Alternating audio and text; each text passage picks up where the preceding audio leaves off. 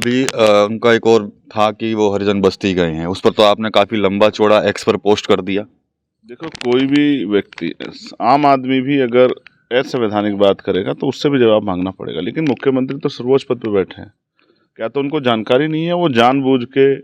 उन शब्दों का प्रयोग दलित समाज के लिए, अनुसूचित जाति के लिए करते हैं जिनसे उनको अपमान फील होता है, उनके हृदय में चोट पहुंचती है,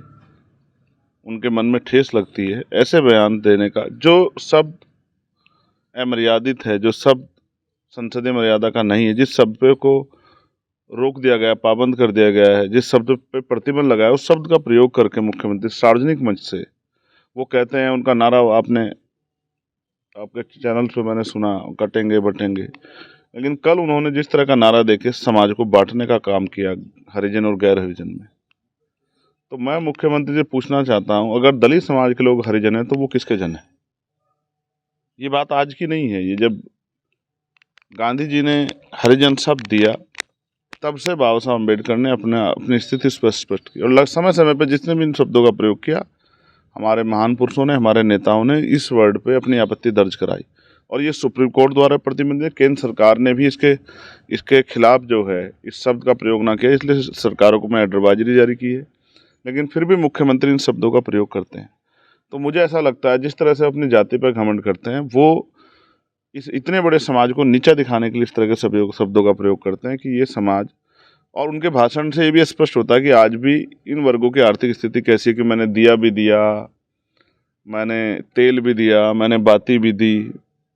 मैंने मिठाई बांटी। इसका मतलब आज भी ये वर्ग इतनी हाशिए पे है। शर्म आनी चाहिए सरकार को,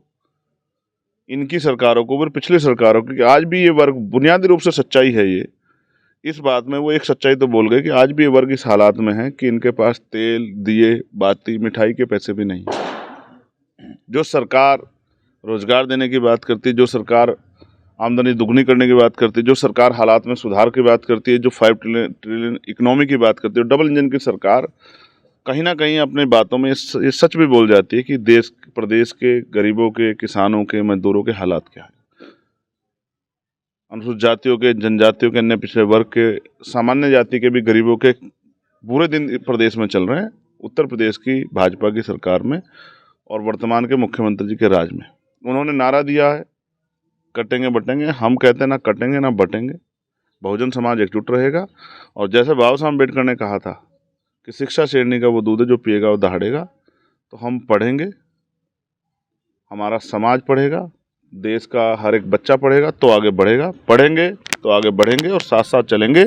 देश के विकास में हिस्सेदार बनेंगे